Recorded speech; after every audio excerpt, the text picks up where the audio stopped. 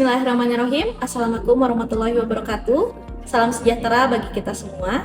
Perkenalkan, nama saya Windy Ariesti Anggraini, SEMAK. Saya merupakan dosen tetap pada program studi S1 Akuntansi Fakultas Ekonomi Universitas Garut dengan NIDN 0410049502 dan NUPTK 374 277 367 423 0272.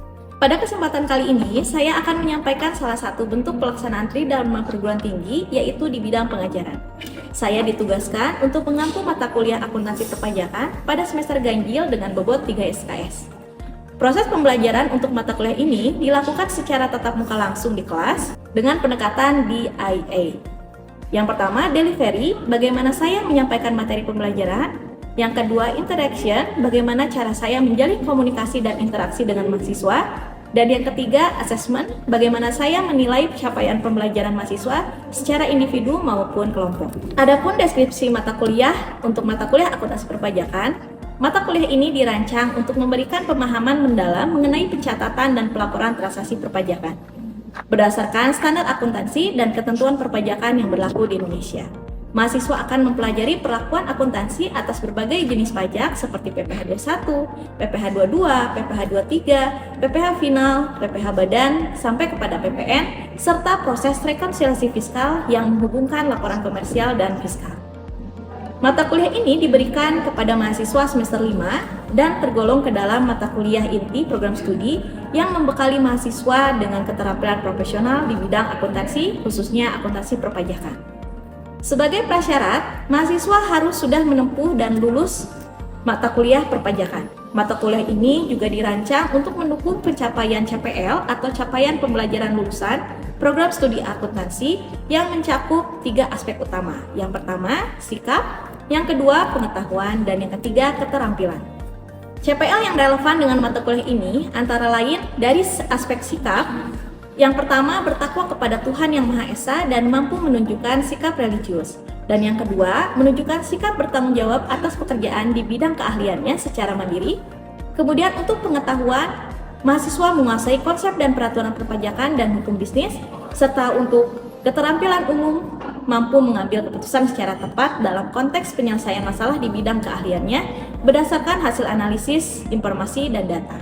Dan untuk keterampilan khusus, mahasiswa mampu secara mandiri menyusun laporan kewajiban perpajakan baik untuk wajib pajak individu maupun badan dengan cara menghitung dan melakukan rekonsiliasi perpajakan sesuai perundang-undangan perpajakan yang berlaku di Indonesia. Setelah menyelesaikan mata kuliah ini, mahasiswa diharapkan mampu menunjukkan pengetahuan, sikap, dan keterampilan yang tercermin dalam capaian pembelajaran mata kuliah atau CPMK sebagai berikut. Yang pertama, CPMK 1 mampu menunjukkan sikap bertanggung jawab atas pekerjaan di bidang keahliannya secara mandiri. CPMK kedua, memahami konsep dan peraturan perpajakan. CPMK ketiga, mampu melakukan pencatatan akuntansi yang berkaitan dengan transaksi perpajakan. Dan CPMK yang keempat, mampu secara mandiri menyusun laporan kewajiban perpajakan. Materi yang dibahas dalam mata kuliah ini meliputi yang pertama, ruang lingkup akuntansi perpajakan, laporan keuangan komersial dan fiskal, penghasilan dan biaya berdasarkan perpajakan, jurnal entry withholding tax, jurnal entry prepaid tax, jurnal entry PPh badan dan PPN, rekonsiliasi fiskal, dan laporan PPh badan. Pada proses pengajaran, pendekatan yang pertama adalah delivery. Untuk mendukung proses pembelajaran, saya menyusun rencana pembelajaran semester atau RPS sebanyak 16 pertemuan yang terdiri dari 14 kali pertemuan tatap muka, 1 kali UTS, 1 kali ujian akhir semester atau UAS. Metode pembelajaran yang digunakan adalah Student Centered Learning atau SCL yang mendorong mahasiswa untuk lebih aktif, berpikir kritis, dan mampu menerapkan konsep perpajakan dalam konteks akuntansi secara komprehensif. Referensi utama yang digunakan dalam mata kuliah ini antara lain akuntansi perpajakan dari Sukrisno Agus, Waluyo dan Karyanton Tabukulon, adapun perpajakan dari Mariasmo dan Siti Resmi, serta jurnal nasional dan internasional yang relevan. Yang kedua, pendekatan interaction. Dalam proses interaksi di kelas, saya tidak hanya menyampaikan materi secara satu arah, tetapi juga aktif membangun komunikasi dua arah dan memastikan fokus mahasiswa. Selain itu, saya juga memanfaatkan media pembelajaran digital seperti Google Classroom sebagai sarana komunikasi dan diskusi di luar jam perkuliahan sekaligus media untuk berbagi materi dan tugas. Yang ketiga, dalam asesmen penilaian hasil belajar mahasiswa, saya menetapkan komposisi nilai sebagai berikut. Yang pertama, kehadiran 10%, tugas individu dan kelompok 20%, ujian tengah semester 30%, dan UAS 40%. Penilaian ini tidak hanya fokus pada hasil ujian, tetapi juga mencerminkan keterlibatan mahasiswa dalam proses pembelajaran, baik secara individu maupun dalam kerja sama tim.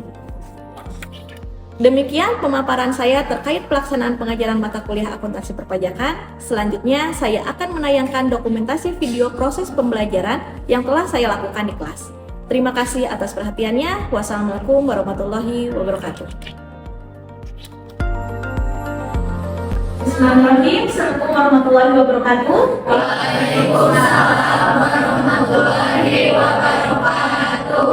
Alhamdulillah, hari ini kita dapat bertemu kembali di mata kuliah akuntansi perpajakan. Namun sebelum kita masuk ke perkuliahan, alangkah lebih baiknya kita berdoa dulu. Berdoa menurut kepercayaan masing-masing dimulai.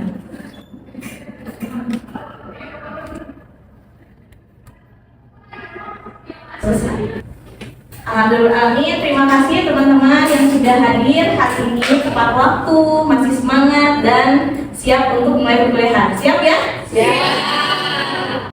Untuk hari ini kita akan membahas salah satu materi dalam akuntansi perpajakan, yaitu rekonsiliasi fiskal. Namun sebelum saya masuk ke materi ini, saya juga ingin mereview kembali. Pada pertemuan sebelumnya kita pernah membahas perbedaan antara laporan keuangan komersial dengan laporan keuangan fiskal ya. Masih ingat? Masih. Oke. Siapa yang masih ingat apa perbedaannya? Saya, Bu. Silahkan, Bisa. Jadi untuk perbedaan laporan komersial itu menurut akuntansi, kalau untuk laporan fiskal itu menurut Najib. Oke, laporan komersial menurut akuntansi dan laporan keuangan fiskal menurut pajak. Nah, apanya sih? Coba ada yang bisa melengkapi? Saya, Ibu. Ya, silakan, saudara Gina. Jika laporan yang komersial pedomannya itu mengacu kepada PSAK, tapi kalau misalkan yang laporan fiskal itu mengacunya kepada Undang-Undang Perpajakan. Ya, betul ya, baik sekali. Jadi, laporan keuangan komersial itu apa tadi? Pedomannya adalah SAK, Standar Akuntansi Keuangan. Kalau laporan keuangan fiskal itu berdasarkan Undang-Undang Perpajakan. Ya, ada lagi yang melengkapi apa sih perbedaannya? Saya, Bu. Ya, silakan. Dari segi tujuan, kalau tujuan menurut komersial itu menyajikan laporan bagi pemangku kepentingan perusahaan seperti manajer, investor, sama kreditur. Kalau menurut tujuan menurut fiskal itu menyajikan laporan bagi kepentingan perpajakan atau kewajiban perpajakan. Ya, betul ya. Jadi, laporan keuangan komersial dan fiskal selain dari segi hukumnya atau dari peraturannya, juga dari segi tujuannya ya. Kalau misalnya komersial itu tujuannya untuk kebutuhan atau kepentingan perusahaan ya, terutama untuk para stakeholders atau pemangku kepentingan. Sedangkan untuk laporan keuangan fiskal itu ditujukan untuk kewajiban perpajakan ya. Makanya harus ada yang disesuaikan ya. Nah, sekarang kita masuk ke materi ya. Tadi sudah beberapa mengetahui ya tentang perbedaan komersial dengan fiskal. Sekarang kita fokus pada rekonsiliasi fiskal. Sebelum saya masuk ke definisinya, coba ada nggak yang kira-kira tahu rekonsiliasi itu apa sih, istilah rekonsiliasi? Saya, Bu. Ya, Rekonsiliasi itu mencocokkan atau menyesuaikan. mencocokkan atau menyesuaikan. Ada lagi pendapat lain? Saya, Bu. Ya, Rekonsiliasi itu juga membandingkan. membandingkan apa yang dibandingkan? Membandingkan Kalau dari konteks rekonsiliasi fiskal, membandingkan laporan keuangan perusahaan dengan laporan keuangan fiskal. ya, betul ya. Jadi kalau kita berbicara fiskal, maka rekonsiliasi fiskal itu membandingkan atau menyesuaikan tadi atau mencocokkan antara laba rugi fiskal dengan laba rugi komersial ya. Nah, sekarang ada 3 unsur penting dalam membuat atau menyusun rekonsiliasi fiskal. Yang pertama, laporan laba rugi komersialnya harus ada dulu, jelas ya. Nah, laporan laba rugi komersial menjadi unsur penting yang pertama. Kemudian ada koreksi fiskal. Nah, ini yang akan kita bahas lebih fokus hari ini tentang koreksi fiskal. Ya, karena koreksi fiskal ini bagian dari rekonsiliasi fiskal yang merupakan inti gitu ya dari materi rekonsiliasi fiskal. Dari koreksi fiskal ini kemudian menghasilkan laba rugi fiskal yang tadi kita sebut-sebut gitu ya. Apa sih laba rugi fiskal? Gitu. Nah, laba rugi fiskal ini yang dia merupakan apa? Hasil dari koreksi fiskal. Jadi pertama kita ada laporan laba rugi komersial dulu, atau kita sebut laporan keuangan perusahaan lah gitu ya, yang mana fokus pada laporan laba rugi dulu gitu ya, karena posisi keuangan neraca itu nanti mengikuti dari laba rugi, hasilnya nanti ke neraca gitu ya. Neraca kan aset ya, aktiva, pasiva gitu ya. Nah, kalau laba rugi itu pendapatan dan biaya, yang mana pendapatan itu adalah komponen yang akan dikenakan pajak gitu ya. Jadi PPh itu kena berapa? Itu kan dikalikannya ke penghasilan neto ya. Makanya laporan laba rugi itu menjadi fokus untuk koreksi fiskal. Nah, di laporan laba rugi komersial itu terdapat laba rugi, ada komponen penghasilan dan komponen biaya. Selanjutnya adalah kita lakukan koreksi ya. Dan nanti outputnya adalah laba rugi fiskal. Laba rugi fiskal itu adalah hasil laba rugi yang didasarkan dari ketentuan hukum aturan. Nah, kira-kira apa yang menjadi penyebab kok bisa ada rekonsiliasi fiskal? Ya, artinya kan ada perbedaan ya. Nah, biasanya apa? Yang pertama, dia disebabkan dari adanya penghasilan yang bukan objek pajak. Nah, penghasilan yang sudah dikenakan pajak bersifat final. Misalnya perusahaan dapat penghasilan yang sudah dikenakan pajak duluan, sudah final di awal gitu ya pajaknya. Menurut perusahaan ya itu sah-sah aja, kita masukin aja sebagai penghasilan. Tapi menurut laporan keuangan pajak atau fiskal itu harus dikoreksi, karena kalau yang final itu sudah selesai di awal gitu ya, tidak bisa dimasukkan lagi, tidak bisa dikreditkan ke laporan tahunan gitu. Nah, kemudian ada lagi non-deductible expense ya istilahnya, biaya-biaya yang tidak boleh dikurangkan untuk tujuan perpajakan. Nah, tadi kan di awal ada koreksi fiskal ya. Apa itu koreksi fiskal? Koreksi fiskal adalah penyesuaian atas laba rugi komersial agar sesuai dengan ketentuan perpajakan. Makanya dikatakan koreksi, karena harus ada yang disesuaikan. Entah itu misalnya ditambahkan nilainya, atau misalnya dibuang, dikeluarkan gitu ya, karena dia tidak sesuai dengan peraturan perpajakan ya. Koreksi ini apa? Memastikan penghasilan dan beban yang dilaporkan sesuai dengan peraturan perpajakan, sehingga pajak dihitung dengan tepat gitu ya. Nah, koreksi fiskal itu dibagi menjadi 2. Ada fiskal positif, ada koreksi negatif ya. Ada positif, ada negatif. Dan juga dikelompokkan juga menjadi beda tetap dan beda waktu. Beda tetap itu permanen, beda waktu itu sementara ya. Nanti kita bahas. Nah, sekarang kita bahas dulu koreksi positif. Apa sih koreksi positif? Dia adalah penyesuaian fiskal yang menambah besarnya penghasilan neto fiskal. Dikatakan positif ketika apa? Ketika si komponen itu kita koreksi menyebabkan labanya ya seiring dengan ini ya. Jadi ketika teman-teman ingatnya, ketika dia positif, ini apa? Ya, labanya naik atau labanya lebih tinggi. Ketika laba tinggi, maka pajak bagaimana? Ya, pajak berpotensi lebih tinggi ya. Per komponen kita koreksi. Tapi kalau secara keseluruhan nanti ya belum tentu pajaknya apa lebih tinggi atau lebih kecil, itu kan nanti akumulasi ya. Tapi kita per komponen, per akun misalnya, kalau dalam akumulasi per akun kita cek misalnya beban gaji dikoreksi atau tidak gitu ya. Terus beban pemasaran misalnya dikoreksi atau tidak. Nah, selanjutnya ada koreksi negatif ya. Nah, koreksi negatif Kebalikannya, ketika kita mengkoreksi komponen tersebut, maka dia berpotensi menyebabkan labanya menjadi lebih kecil ya atau turun, maka faedah pun turun ya. Ini inti utama yang harus diingat ya. Jadi positif itu ketika kita koreksi akun itu atau komponen tersebut, maka menyebabkan labanya naik. Kalau labanya naik berarti potensi pajak akan lebih tinggi ya. Ketika negatif, kebalikannya labanya lebih kecil dan pajaknya juga lebih kecil. Nah, kalau dalam lampiran satu surat SPT ya, SPT 1771 itu fiskal positif biasanya dikelompokkan, jadi sudah ada pengelompokannya biasanya ya.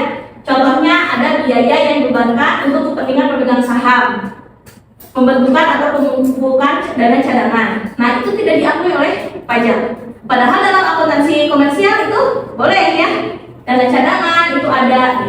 Kemudian imbalan pekerjaan atau jasa dalam bentuk natural ya tadi ini. Jadi bukan berbentuk uang tunai ya, tapi berbentuk fasilitas atau pemberian gitu ya. Jumlah yang melebihi kewajaran yang dibayarkan kepada pemegang saham, nah ini juga yang mempunyai hubungan istimewa. Jadi kalau nggak wajar, nanti bebannya akan ditelusuri. Nanti kalau misalnya dia ternyata memang tidak wajar, maka harus dikoreksi ya. Nah, harta yang dibahkan, pajak penghasilan, sanksi administratif pajak ya. Jadi lebih banyak ya koreksi positifnya kalau bicara biaya atau beban ya, lebih berpotensi lebih banyak ya koreksi positif. Sampai sini ada yang bertanyakan? Ya, Ibu, berarti kalau semua beban-beban itu selalu masuk ke koreksi positif. Nah, tadi memang ketika kita melihat lampiran SPT itu banyak beban-beban itu masuknya di koreksi positif ya. Nah, tapi kira-kira apakah semua beban pasti positif? Tidak juga ya. Nah, ada beban yang masuk di koreksi negatif. Contohnya apa tadi? Selisih dari penyusutan atau amortisasi. Kenapa? Karena penyusutan ini ya bisa menurut fiskal itu bisa lebih besar, bisa juga lebih kecil. Contoh ya, misalnya ternyata menurut fiskal itu bebannya lebih besar dibandingkan dengan perhitungan laporan keuangan. Menurut komersial misalnya bebannya itu cuma 5 juta beban penyusutan, tapi menurut fiskal itu ternyata 10 juta lebih besar kan? Nah, kira-kira dia dikoreksi positif atau dikoreksi negatif? Negatif. Kenapa? Karena ya karena ketika beban besar maka laba menjadi lebih kecil, maka menghasilkan koreksi negatif. ya betul. Tadi kita ingat prinsip yang ini ya, beban ketika bebannya bertambah, beban bertambah, maka laba kira-kira lebih kecil atau lebih besar? Lebih kecil ya. Nah, kita lihat laba yang lebih kecil yang mana ini? Berarti dikoreksi negatif. Ini membuktikan bahwa beban-beban itu tidak selalu dikoreksi positif ya. Tapi memang banyak komponen beban yang biasanya dikoreksi positif. Yang negatifnya adalah ketika kita berbicara penyusutan atau amortisasi ya. Itu dapat dimengerti? Nah, ini contohnya ya. Jadi ini gambaran sederhana dalam koreksi fiskal itu seperti apa? Di sini ada contoh dari nama-nama akunnya ya. Menurut komersial ini misalnya terisi, dan menurut fiskal ini juga sama nominalnya, tidak perlu dikoreksi. Nah, ketika kita berbicara penjualan ya, penjualan bersih menurut pajak dan menurut komersial itu tidak ada masalah, misalnya sama ya, maka tidak ada koreksi. HPP boleh nggak HPP diakui? Boleh ya, HPP boleh diakui oleh pajak maupun komersial. Sudah jelas ya kalau komersial. Persediaan, kemudian neto ya. Nah, sekarang masuk ke beban-beban ya, karena yang biasanya banyak koreksi itu di beban dan juga ada penghasilan lain ya, biasanya penghasilan di luar usaha. Kalau ini kan penjualan itu masih berkaitan dengan operasional perusahaan ya, makanya memang masih sulit. Nah, misalnya ini di sini ada gaji. Gaji kira-kira diakui oleh pajak atau tidak? Diakui. Ya, gaji, beban gaji kan berkaitan dengan operasional perusahaan ya. Kalau perusahaan tidak punya karyawan bagaimana gitu ya, atau karyawannya tidak digaji bagaimana ya? Jadi pasti beban gaji itu diakui oleh pajak. Kecuali tadi apabila ternyata dalam gaji itu ada komponen misalnya termasuk natura atau yang tidak boleh dikurangkan dalam pajak gitu ya. Nah, kemudian ini ada tunjangan PPh 21. Nah, di sini ada yang menarik ya. Ada istilah tunjangan PPh 21, ada PPh 21 yang ditanggung perusahaan. Ya, beda. Ya. Ketika kita menganggap sebagai tunjangan, maka tunjangan itu akan masuk ke penghasilan si pegawainya juga. Sehingga apa? Dia tidak perlu dikoreksi. Tapi kalau beban PPh 21 ditanggung perusahaan ini harus dikoreksi. Kenapa? Karena tadi kalau teman-teman ingat di lampiran fiskal positif itu ada nih pajak penghasilan. Jadi misalnya perusahaan itu dikenai tadi PPh 21 untuk karyawannya, dia masuk itu di beban, tidak boleh ya, karena itu adalah pajak penghasilan. Atau dia misalnya masukin beban PPh 22 gitu ya, tidak boleh ya, tidak boleh dimasukkan di komponen beban. Tapi nanti ada kalau itu PPh 22, 23, 24 itu adanya di kredit pajak. Jadi dia bisa mengurangi pajak penghasilan yang dikenakan kepada perusahaan. Itu bisa ya. Tapi kalau dimasukkan sebagai beban PPh, nah itu harus dikoreksi ya. Nah, ini saya ada latihan ya. Jadi silakan teman-teman coba ya. Sekarang coba langsung boleh berdiskusi dulu ya. 1 menit mungkin kita nanti bahas apakah ini termasuk dikoreksi atau tidak ya. Dan koreksinya gimana? Positif atau negatif? Tuh, silakan.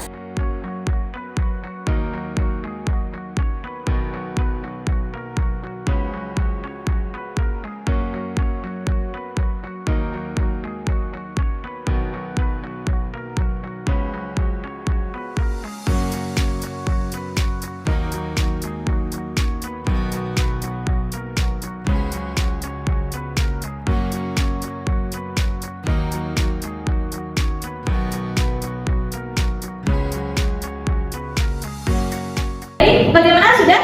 Sudah. Oke, kita bahas ya. Nah, gaji dikoreksi atau tidak? Tidak. Karena memang tidak ada penjelasan keterangan lain, misalnya gajinya itu termasuk apa saja dan natura dan sebagainya. Selama tidak ada keterangan itu, maka tidak perlu dikoreksi ya. Beban pemasaran tidak, karena berkaitan dengan operasional perusahaan ya.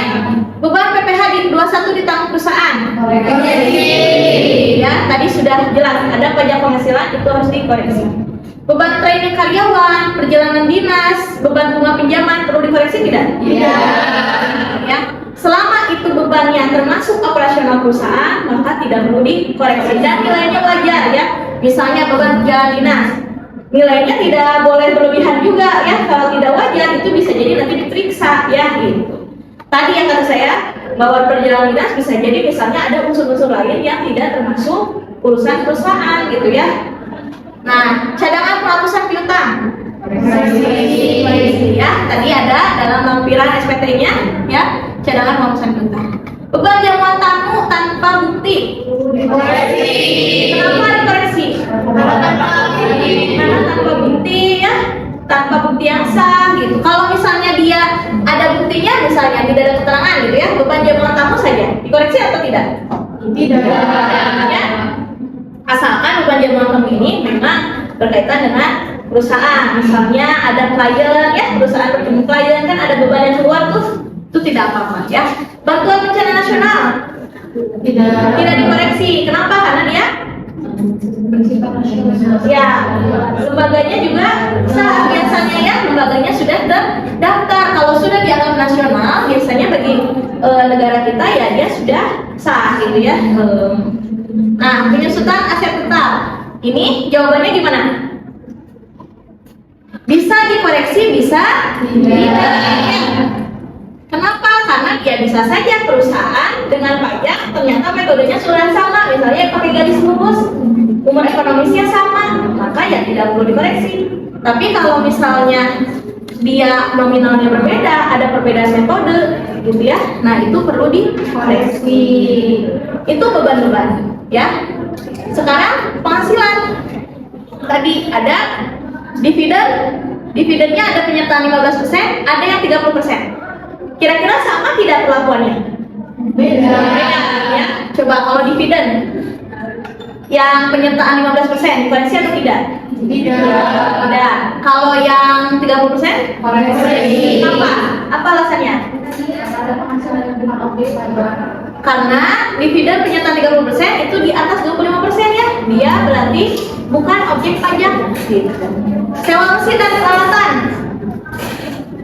tidak perlu dikoreksi ya, dia ini nanti masuk PPh 23 ya, dan ini bisa dikreditkan nanti kalau dia pernah kena pajak. Kemudian sewa tanah dan bangunan dikoreksi ya, kenapa? Karena termasuk PPh final. Tuh ya, karena termasuk PPh final. Bunga deposito hadiah kenapa? Karena sampai termasuk. Oke, sama ya, termasuk PPh final. Nah, itu tadi beban dan penghasilan yang dikenakan atau dikoreksi dan tidak dikoreksi untuk representasi fiskal dalam laporan perusahaan ya. Jadi laporan keuangan perusahaan dengan laporan fiskal itu harus disesuaikan melalui apa? Tadi koreksi ya. Koreksinya bisa positif, bisa negatif. Apa yang dikoreksi? Komponen penghasilan dan komponen biaya ya. Nanti untuk neracanya laporan khusus keuangan akan mengikuti dengan hasil dari laba rugi fiskal. Jadi apa saja yang perlu dikoreksi? Tadi di awal saya sempat sampaikan ada 3 komponen utama. Ada yang ingat? Ada penghasilan yang bukan objek pajak, lalu ada penghasilan yang bersifat final, dan ada biaya-biaya yang tidak dikeluarkan oleh pajak. Ya, betul ya. Jadi tadi ada 3 ya.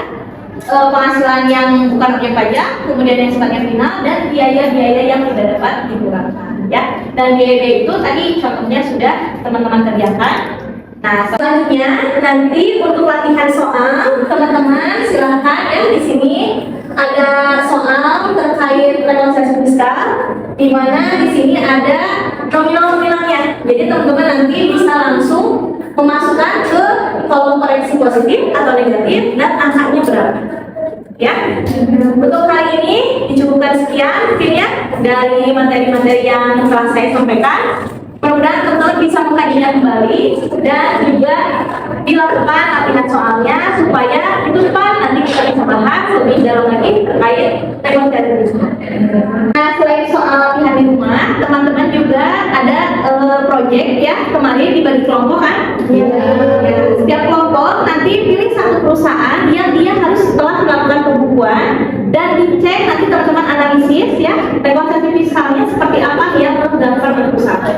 Nanti dibuat laporannya dan juga nanti kita diskusikan ya, setiap kelompok nanti bisa didiskusikan ya. Perusahaannya tidak boleh sama ya. Dapat dimengerti? Baik, mungkin itu saja ya untuk pertemuan hari ini. Alhamdulillah kita telah membahas materi negosiasi fiskal. Nanti teman-teman silakan dikerjakan lagi latihan soalnya.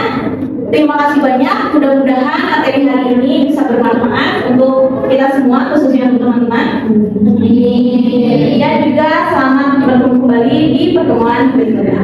Terima kasih banyak. Wassalamualaikum warahmatullahi wabarakatuh.